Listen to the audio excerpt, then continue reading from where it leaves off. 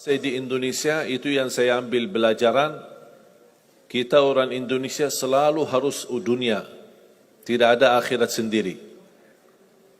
Dunia dan mau kaya di dunia kaya, selamat di dunia selamat. Jadi dunia itu harus dibawa. Kalau udah bahasanya akhirat, pasti orang bertanya, terus dunia kita gimana? Makanya begitu saya membaca sukses dunia akhirat, wah ini Indonesia ini.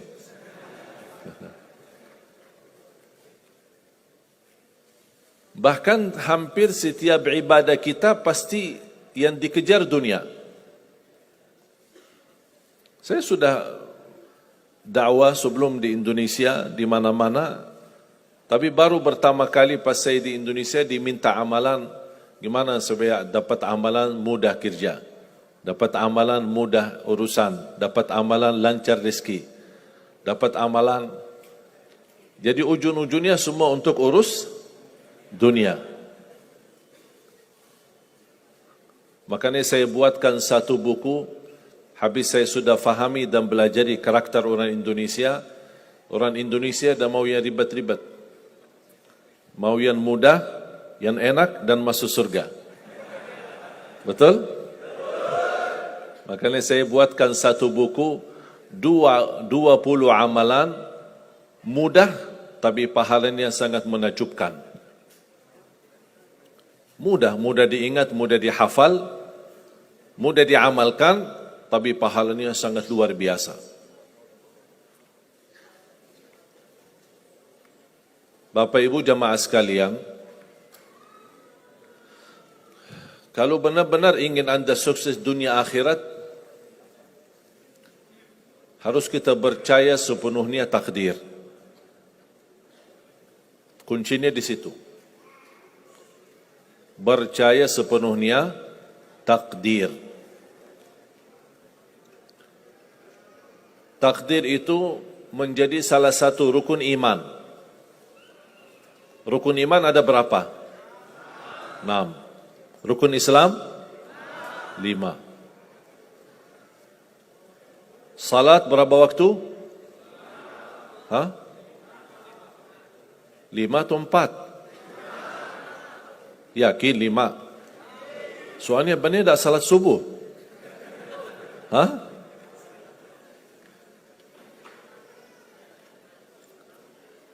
Takdir itu menjadi salah satu rukun iman. Tapi banyak di antara kita yang belum percaya sepenuhnya soal takdir. Dan kita sifat manusia, mohon maaf, suka tidak adil. Contoh, kalau Allah berikan karunia, nikmat, pertama kita lupa bersyukur. Yang kedua, kita tidak pernah berkata sama Allah, ya Allah kenapa aku dapat nikmat ini? Tapi sebaliknya, kalau kita diuji oleh Allah, kita kurang sabar, dan kita bertanya sama Allah, ya Allah kenapa saya diuji? Faham enggak? Kalau kita dapat nikmat, ada enggak orang-orang yang lulus misal ujian, dia berkata, ya Allah kenapa saya lulus ujian? Tak pernah. Tapi kalau dia tidak lulus, dia bilang apa? Ya Allah kenapa saya tidak lulus? Ketika ditimpa musibah, dia selalu merasa nyesal atau merasa sakit hati, tersinggung. Berkata sama Allah, kenapa saya diuji? Padahal saya orang baik. Saya jaga salat, saya berusaha mendekat sama Allah. Tapi saya merasa bertambah berat ujiannya. Tapi sebaliknya, ketika diberikan nikmat, dia tidak pernah menyebutkan, ya Allah kenapa saya mendapatkan nikmat ini? Kayaknya si fulan lebih fantas mendapatkan nikmat. Itu tanda manusia tidak adil. Tidak bersikap adil. Makanya subhanallah, semakin Anda mantap imannya terhadap takdir, semakin hidupmu jadi nikmat. Saya kasih contoh.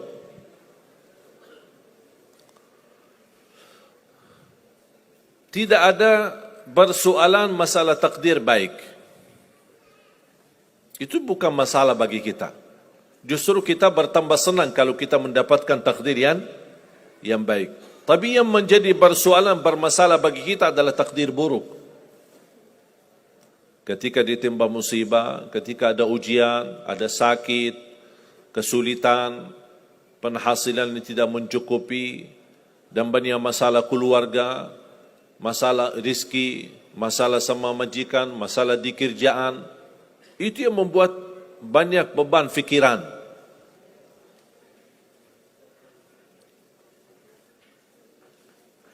Tapi kita harus tahu, sebenarnya walaupun takdir itu ada baik, ada buruk, kenyataannya buruk, nampaknya buruk, tapi hakikahnya baik. Hakikahnya baik.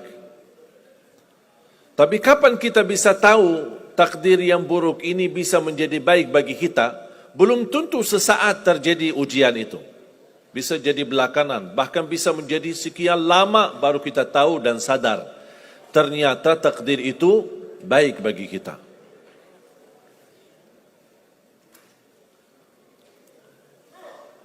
Saya kasih contoh melalui cerita. Saya buatkan satu cerita, ingin memberikan pesan kepada orang muslim, orang beriman, betapa besar karunia Allah dan pertolongan Allah melalui takdir. Ada seorang berdoa, dan saya yakin anda semua berdoa. Setiap berkesempatan, setiap salat, setiap sujud atau tahajud, duha, pasti anda semua berdoa. Ada yang diinginkan, ada yang hajat-hajat yang belum terkabul, belum tercapai. Bertemu orang salih, bertemu ulama, bertemu habib, minta didoakan, tolong doakan, semoga lancar urusan saya, semoga dapat jodoh, semoga insya Allah dapat keturunan, semoga hasil dan rezeki yang saya dapatkan menjadi barakah dan bermanfaat bagi saya dan keluarga. Ada orang berdoa kepada Allah Subhanahu wa taala. Mohon jamaah sekalian dengar cerita ini baik-baik, karena ada pesan hikmah yang kita bisa ambil.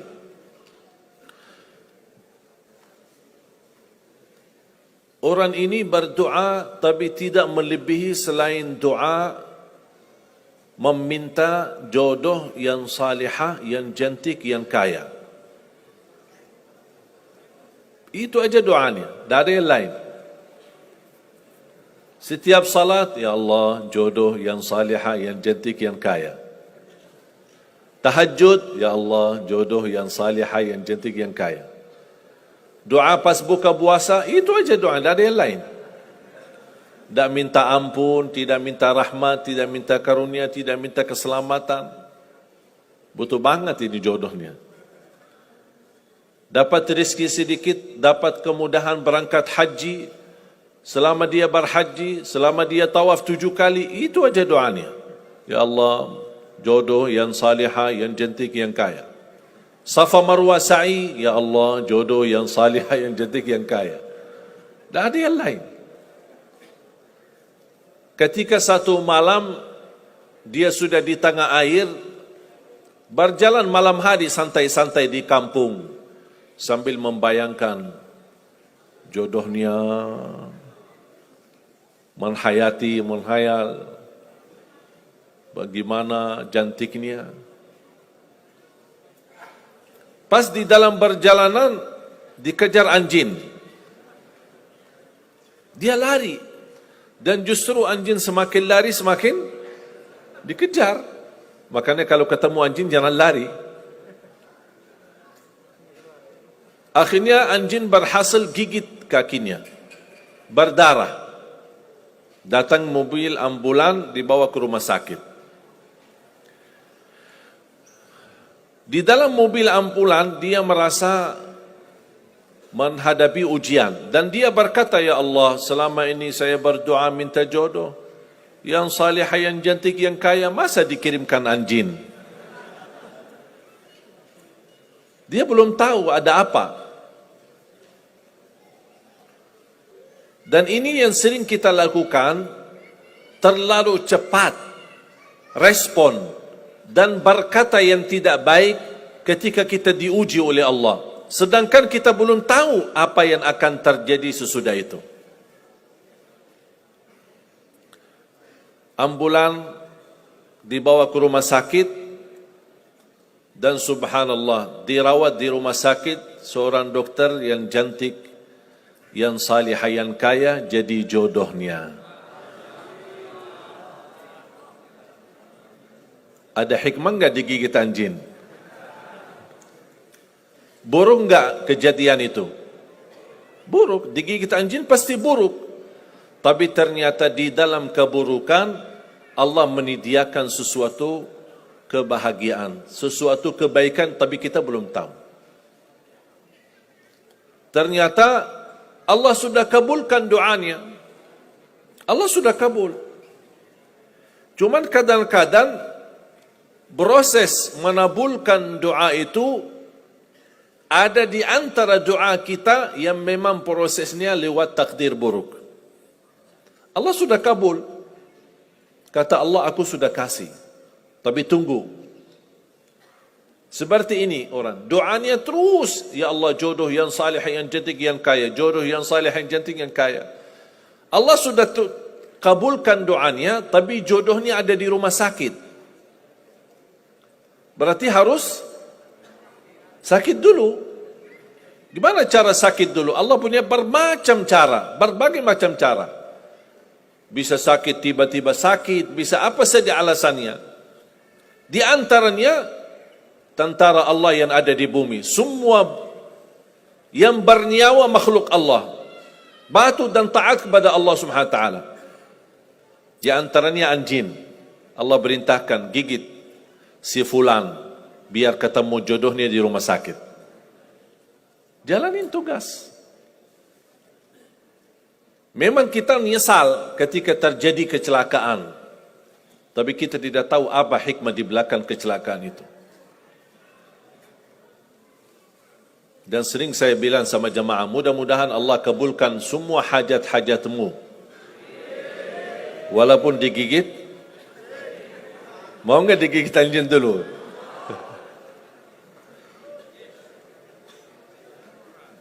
Sebenarnya kalau kita tahu rahasia takdir, apapun yang akan terjadi, kita tidak ada kekhawatiran.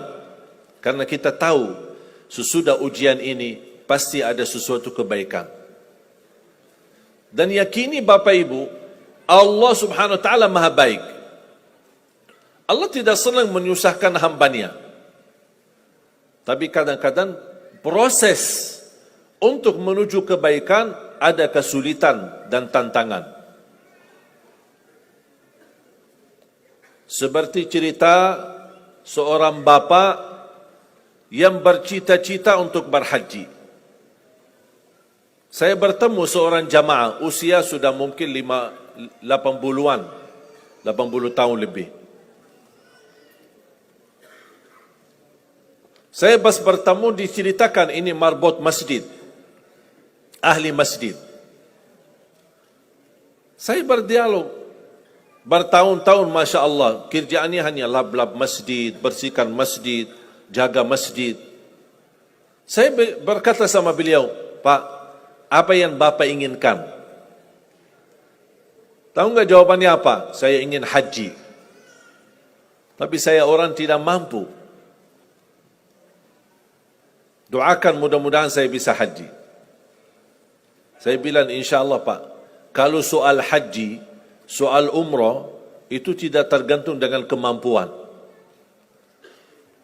Ada orang yang tidak punya uang sama sekali tapi dapat dipanggil bisa haji. Karena haji dan umrah itu hadiah dan panggilan Allah Subhanahu wa taala bagi hambanya. Bahkan justru ada orang yang banyak hartanya tapi tidak tertutup hatinya untuk ke tanah suci. Boleh kita bercita-cita, berkeinginan ke tanah suci, tapi jangan digantungkan persoalan ini masalah kemampuan. Nanti kalau saya ada uang, saya mau haji dan umrah. Belum tentu saat sudah ada uang, belum tentu haji dan umrah. Kalau belum dipanggil oleh Allah Subhanahu wa taala. Saya berkata sama beliau, Bapak kalau sudah saatnya dipanggil oleh Allah, pasti Bapak akan berhaji. Tiba-tiba saya menerima telefon dari anak beliau. Habis saya ketemu kira-kira beberapa bulan, saya terima telefon menyampaikan bapaknya kecelakaan. Kok gimana kecelakaan? Apa ceritanya? Dia bilang habis keluar dari masjid, pulang malam hari, nampaknya ada mobil, pas ayahnya lagi seberang jalan, ada mobil tidak memperhatikan, kemudian tabrak. Alhamdulillah tidak terlalu parah, cuman perlu dirawat di rumah sakit sedikit, sebentar. Saya ke sana, pergi. Rumah sakitnya di mana? Dikasih tahu alamatnya. Saya datang kunjung silaturahim. Pas beliau bertemu dengan saya, nangis dan pingin peluk saya. Dan terus saya tanya gimana? Kata beliau, ada cerita yang istimewa terjadi sama saya. Ternyata orang yang menabrak beliau, orang yang kaya.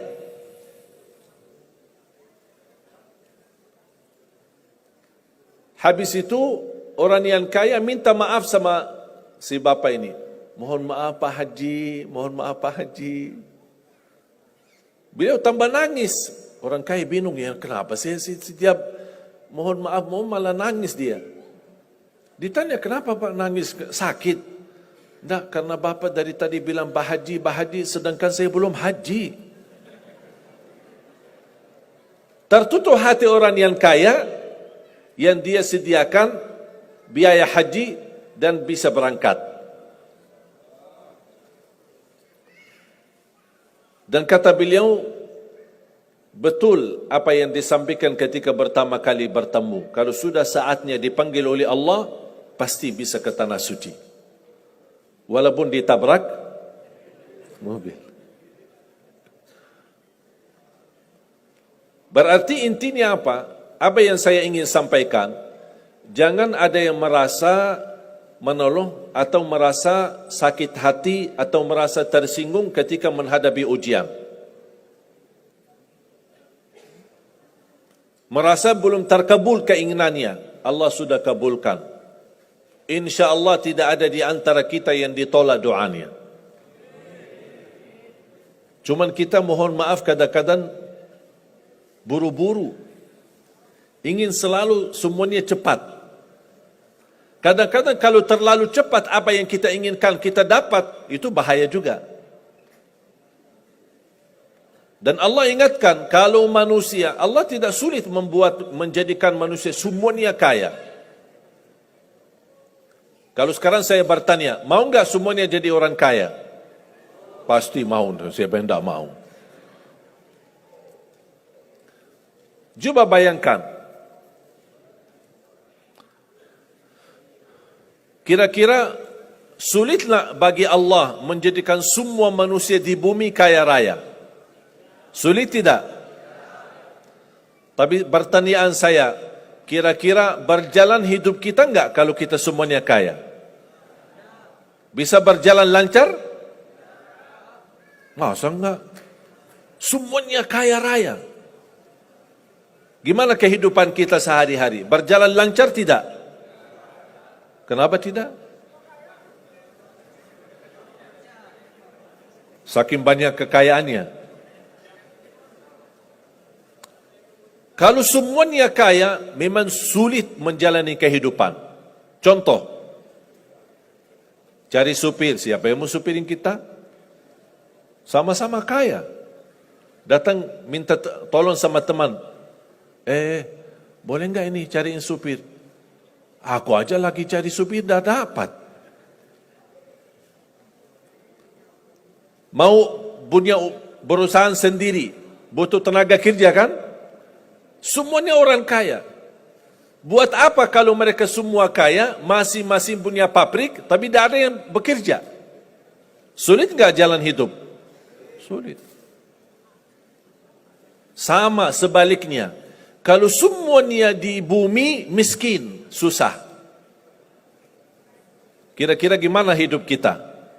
Ya susah juga. Tidak bisa lancar hidup di dunia. Setiap ada orang datang minta tolong, Pak, apalagi saya, Pak? Saya aja susah.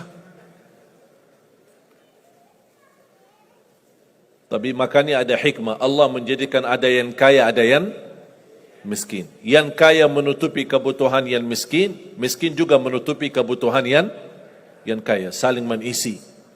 Supaya apa? Supaya dunia ini berjalan. Hidup kita berjalan. Tapi coba bayangkan, kalau semua orang kaya tidak mau membantu orang miskin. Dan semua orang miskin sombong, tidak mau melayani orang kaya. Gimana kehidupan kita? Susah. Makanya jemaah sekalian, kunci anda sukses dunia akhirat, percayalah takdir. Dan semua takdir itu baik, tapi kita belum tahu rahasianya.